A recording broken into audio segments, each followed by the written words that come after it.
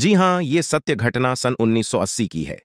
पूर्व प्रधानमंत्री नरसिंह राव के निजी सचिव श्री प्रसाद उस समय तिरुपति में मुख्य अधिकारी के तौर पर नियुक्त थे। एक दिन उन्हें मंदिर के एक सेवक का फोन आया। साहब, यहां करीब 20 भक्त आए हुए हैं और प्रभु को सोने के सिक्कों से बना हार भेंट करने की इच्छा रख रहे हैं। ये वही हार प्रभु को पहने हुए देखकर दर्शनों की भी लालसा रखते हैं। तिरुपति मंदिर में आदिकाल से ये व्यवस्था है कि जो भी भक्त आभूषण भेंट करे और उसी दिन अगर प्रभु को वो पहने हुए देखना चाहता है तो वो आभूषण के समकक्ष निश्चित धन भी देना होता है, जिसे वर्तन कहा जाता है। पुराने समय में राजा महाराजाओं और जमींदारों के बीच समन्वय बनाने के लिए ये व्यवस्था लागू की गई थी। प्रसाद ने फोन सुनते से ही तुरंत मंदिर की ओर प्रस्थान किया। वहां जाकर देखा तो 20 भक्त वहां उपस्थित थे। उनका मुखिया नागराज राव प्रसाद को बिना जाने कि ये कौन है, कितने बड़े अधिकारी हैं, ने अपनी कथा कहना आरंभ करी।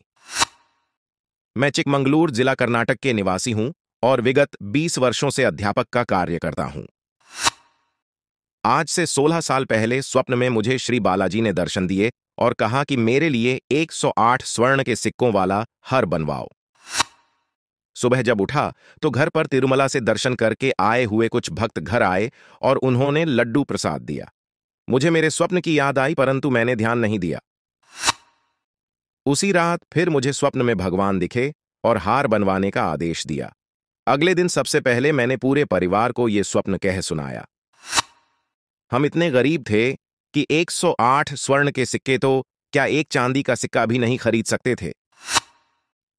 अंत में विचार ये हुआ कि 108 तांबे के सिक्के का हार बनवाकर उस पे स्वर्ण की परत चढ़ाकर वो श्री बालाजी को अर्पण कर देते हैं। पर यह विचार जिस दिन हुआ उसी दिन रात्रि में फिर प्रभु स्वप्न में आए और कहा कि तांबे का नहीं, स्वर्ण का ही हार भेंट करो। सुबह परिवार ने जब ये सुना तो सबने निश्चय किया कि प्रभु की जैसी इच्छा है वैसा ही होना चाहिए। 16 साल पहले मैं अकेला घर में कमाने वाला था। खेती की जमीन थी जो बंजर थी। सो हम बच्चे बूढ़े सभी ने एक समय का भोजन त्याग दिया और उससे जो पैसे बचते उसमें से 6 महीनों में 2 सोने के सिक्के तैयार कर लिए। समय बीता, परिवार के अन्य सदस्यों की अच्छी नौकरियां लग गईं। खेती की जमीन उपजाऊ हो गई और आर्थिक स्थिति अच्छी होने लगी। अब 16 साल बाद हम एक मोटी सोने की चैन, 108 सोने के सिक्के जिन पर प्रभु और दोनों देवियों के चित्र उकेरे गए हैं, ऐसा हार बनवाने में सफल रहे। जिस दिन हार बना उस दिन प्रभु फिर स्वप्न में आए और कहा, हार बन गया, अब मैं प्रसन्न हूं। ऐसा करो, तुम पूरे परिवार के साथ तिरुमला आना और मुझे हार अर्पित करके मेरे दर्शन करना। अगर कोई समस्या आई तो एक व्यक्ति, केवल चेहरा दिखाया, तुम्हारी वहां सहायता करेगा।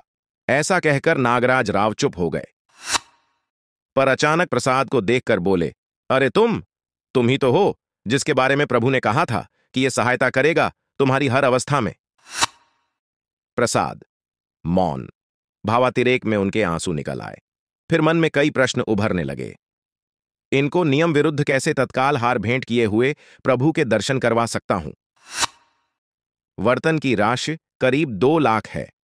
इनके पास मात्र घर जाने तक के रुपये बचे हैं। अभिषेक सेवा तो दूर, ये सामान्य सेवा के भी टिकट नहीं खरीद सकते हैं। मंदिर ट्रस्ट को क्या उत्तर दूंगा अगर इन्हें मैं नियम विरुद्ध जाने देता हूं? इनको भगवान पे अटूट भरोसा है और भगवान ने मुझे इनका कार्य करने के लिए नियुक्त किया है। इनका भरोसा कैसे तोड़ सकता हूं? इन्हीं प्रश्नों का समाधान हुआ और तत्काल प्रसाद ने अपने लोगों को आदेश दिया, ये तिरुपति में विशेष अतिथि है, इनके स्वागत सत्कार में कोई कमी न आने पाए।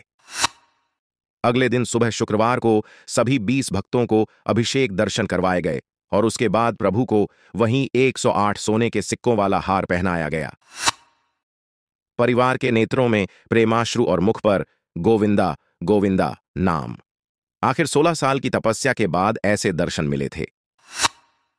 यहां कुछ समय बाद जब ट्रस्ट की बैठक हुई और यह घटना बताई गई तो सभी, क्योंकि भगवत भक्त थे, पहले तो अत्यंत प्रसन्न हुए और ये व्यवस्था कर दी कि विशेष कारणों में और भक्त की भक्ति देखकर वर्तन परंपरा का त्याग किया जा सकता है।